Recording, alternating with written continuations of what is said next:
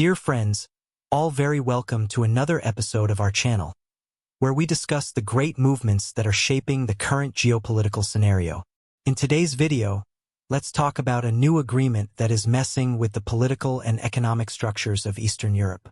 A treaty that, although not bringing tanks to the battlefield, has the potential to redefine the direction of war and especially the post-war. United States and Ukraine have just sealed a strategic agreement on the exploitation of minerals in the Ukrainian territory. One pact that goes far beyond the figures. It involves reconstruction, sovereignty, unvoted military interests, and, of course, internal political disputes that have already left deep marks on both sides of the negotiation. It all started months ago, with a series of discreet meetings between emissaries of both governments. Ukraine, led by Volodymyr Zelensky, had been insisting on a plan that would guarantee not only money to rebuild destroyed cities, but also some kind of continuous long-term support.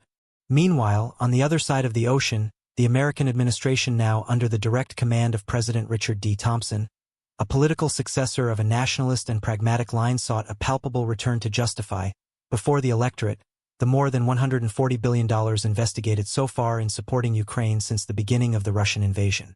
The result of this long diplomatic dance was a treaty of mineral economic cooperation, which creates a shared fund between the two countries. This fund will be fueled with resources from the exploitation of valuable metals, especially niobium, vanadium, cobalt, and graphite, all with great global demand, especially in the defense industry and cutting-edge technologies. Profits from this exploration will be divided between the two governments, and the fund will also receive direct investments from private companies interested in the sector. But what draws attention here is not just the technical content of the agreement, but the turbulent backstage of the negotiation. This is because, according to sources near the process, there were a number of impasses that almost made everything collapse.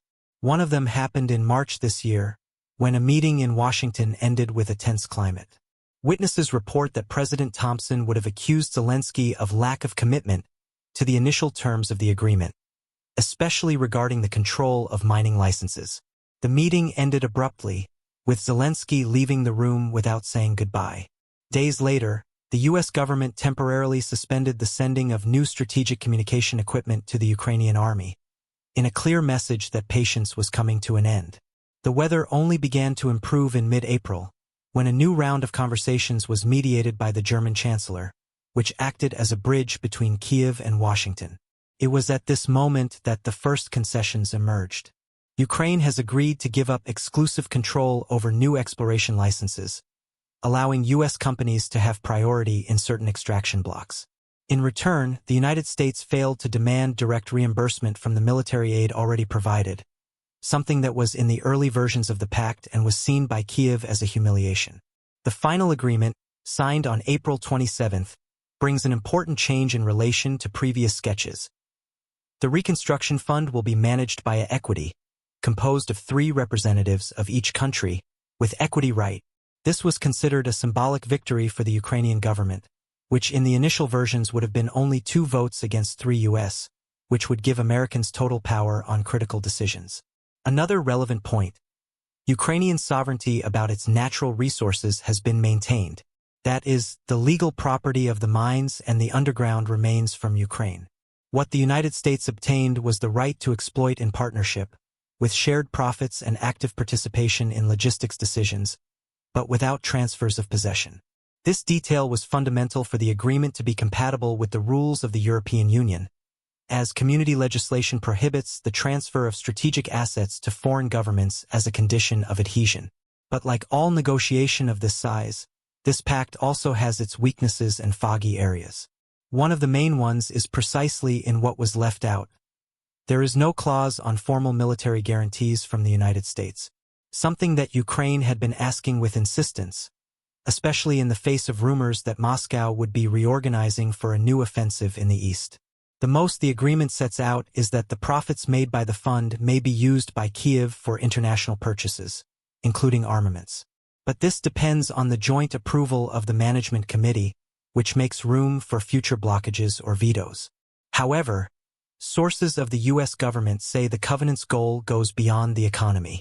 For Washington, the physical presence of U.S. companies and technicians in Ukrainian territory would function as an informal guarantee of stability. The logic behind this is simple.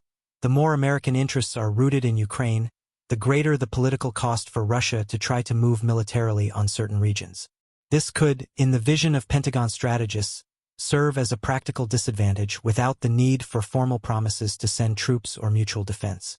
The question is this enough for Kyiv? The answer is not yet clear.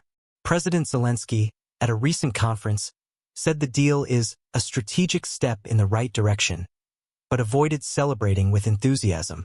He knows that time is running, and that each month without firm military support is a risk to the country's integrity. At the same time, he also knows that giving too much could mean giving up sovereignty, something that the Ukrainian population, tired of war and the external influence, would hardly accept without protests. Apart from tensions and concessions, the agreement brought with it a long time ago, the reconstruction of Ukraine under modern bases and traded autonomy. Much of the fund's resources will be directed to critical infrastructure, roads, railways, hospitals, and especially for energy. With dozens of damaged thermal and hydroelectric plants, the country lives in intermittent blackout in various regions. The plan, according to the sketch presented by the two governments, is to use part of the mining profits to modernize the Ukrainian energy matrix, betting on hybrid and sustainable technology with American consultancy. But behind the promise of reconstruction, there is also what many analysts call forced economic reconfiguration. And this is not an exaggerated expression. The Ukrainian economy minister himself, in a recent interview with a French broadcaster, admitted that the country will be practically redesigned to adapt to the new investment cycle. This includes reforms in environmental laws, creation of exclusive economic zones, and even the revision of labor rules in regions with intense mineral activity. The unions have already reacted badly. They claim that the speed with which everything is being implemented is running over basic rights and putting local companies at a disadvantage against American giants that are already facilitated by preferred clauses. In addition, there is the political factor. Behind the scenes of European diplomacy, several representatives of EU countries have expressed discomfort with the level of influence that the United States is exerting on Ukrainian economic policy. France, for example, even suggested a review of the deal before the next round of conversations about Ukraine's adhesion process to the European bloc. Reconstruction cannot become modern colonization, said a direct advisor to the French president. The criticism is subtle but powerful, and shows that not everyone is comfortable with the deep approach between Kyiv and Washington. On the American side, the climate is of calculated optimism. President Thompson, by signing the agreement, gave a direct speech to his electorate. He said the pact was a clear demonstration that the United States does not invest in purposeless wars, but in concrete opportunities for return. He reinforced the idea that every penny spent in Ukraine would be converted to jobs within the U.S., thanks to the production chain that will be activated through the companies involved in the project. The speech pleased part of the conservative base, which has been charging tangible results from U.S. interventions abroad for years. However, this narrative finds resistance within the American Congress itself. Some Democratic and independent parliamentarians warn that the agreement, as it is, can serve as a political ammunition for opponents who see exaggerated favoring to large corporations. The progressive wing requires that part of the profits obtained from the exploration of minerals is necessarily reinforced in social areas, both in Ukraine and the United States. An amendment in this regard is being prepared for voting next quarter, which can add a new layer of conflict to the already complex scenario. And in the midst of all this are private companies which now play a central role. At least 7 large conglomerates, among them Granitas Earth Corp., Nutrantech Industries, and Minerva Strategic Resources, have announced official interest in participating in the fund. They promise to bring state-of-the-art equipment and 3D soil scanning technology, capable of identifying rare mineral veins with millimeter accuracy. This speeds up the exploration process, but also raises suspicions about possible environmental damage, as high-speed extraction requires legal flexibility that are still being discussed in the Ukrainian parliament. It is at this point that the debate gains an ethical dimension. To what extent can a country devastated by war negotiate its strategic resources without compromising its future independence? The question divides public opinion. In Kharkiv, for example, there was a peaceful manifestation of college students asking for more transparency in the use of the fund. They require part of the resources to be invested in technical education to train local specialists capable of operating the new infrastructure, avoiding the full dependence on foreign engineers. On the other hand, in Dnipro, business groups applauded the agreement as a unique chance of regional reindustrialization. The paradox is visible. Ukraine desperately needs resources to rise, but at the same time fear becoming just an open-air extraction platform. This tension was synthesized by a phrase said by a former energy minister, today independent consultant. We are struggling that Ukraine survives as a nation, but also to not sell in parts in the process. Another detail that is little addressed by the traditional media is the role of private security in this new scenario. As the regions rich in minerals are among the most vulnerable to Russian attacks, international security companies have already been hired to protect extraction sites. It is rumored that these companies, many with former American military in their staff, would be operating with expanded freedom and without direct supervision of the Ukrainian government. This feeds theories that the agreement also acts as a form of silent insertion of foreign forces in Ukrainian territory, under the facade of economic protection. And you, who are following this video here, tells me something. What do you think of this negotiation? Do you see this agreement as a necessary step towards the survival of Ukraine? Or do you believe that economic interests are talking louder than the rights of a people who have already lost too much? Write there in the comments your vision about this partnership. Would you sign this treaty if you were in Zelensky's place? Over the week after the treaty signing, developments began to take concrete form, no longer as intent on tone paper, but as roads on the roads, meetings in small towns and government ads being read on Ukraine deep community radios. In regions such as Poltava, technical teams have already started the first soil drilling, with logistical support coming straight from the American base in Germany. It is the foreshadowing of a new phase, a reconstruction under the sound of crushing, surveillance drones, and geopolitical engineering plans outlined thousands of kilometers away. Within Ukraine, the feeling is divided. Many see the joint background as a bridge for the future. Others as an invisible debt that the country is signing with the survival pen. After all, the war is not over. The sound of the missiles continues to echo at dawn, and the Russian presence in the border regions maintains the constant tension. The question that hangs over the pact is, will Ukraine be able to maintain control of its own reconstruction while struggling for its own existence? However, there is something that no one can deny. This is one of the boldest agreements ever sown during a conflict still in progress. The terms, however controversial, create a precedent that a nation can negotiate its reconstruction while still in ruins. It is a fine line, an unstable balance, but it has been maintained with diplomatic effort and aligned interests, at least for now. The United States, in turn, seem determined to make the agreement an exportable model. The State Department has already mentioned in closed meetings the intention to replicate this type of partnership with other fragile nations, provided that there is strategic potential involved. This lights a red alert in many expert circles.